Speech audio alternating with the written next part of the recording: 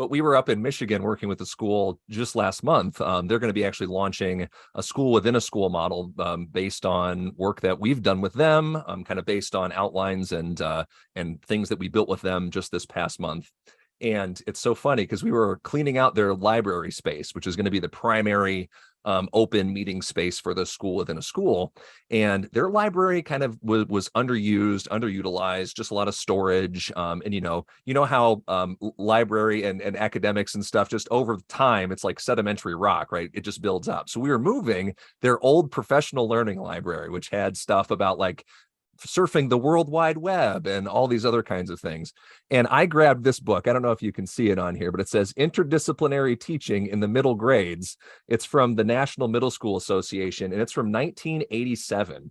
And this is exactly the kind of thing that we are going into that school today, when it was originally built in the 60s, but we're going in there today now. This book is as old as Chris and I, to do this work with that school starting this year. So yeah, it's a tale as old as time, right? We know what works in education.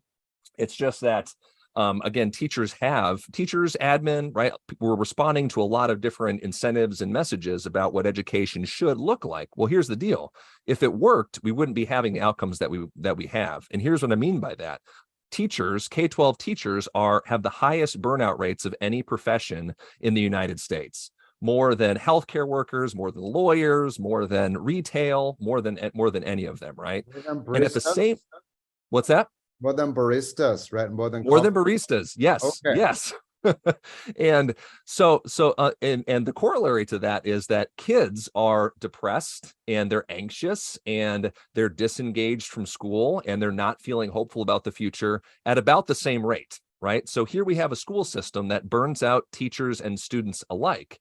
And for what? Right? Test scores aren't going up at the same time that we're, degrading and dehumanizing all the people within them.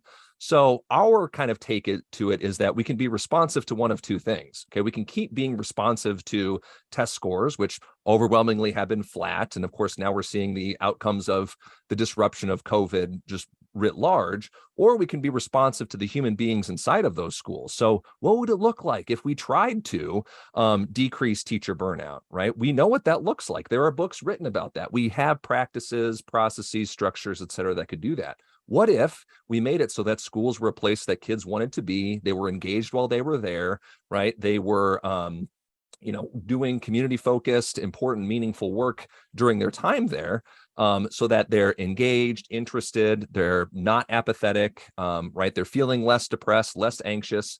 We kind of think at HRP that if we respond to that part of the equation, that the learning will follow, right? We tried to chase the test scores for so long, degraded the humans inside the system, and now we have none of the above.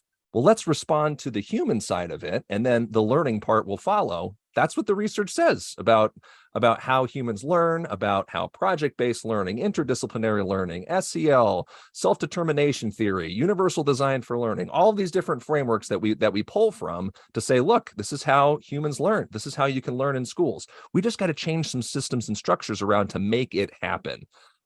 Because that's, the flip side of that is the structures and systems we have are creating the outcomes that we get. So let's change the system, change the outcome.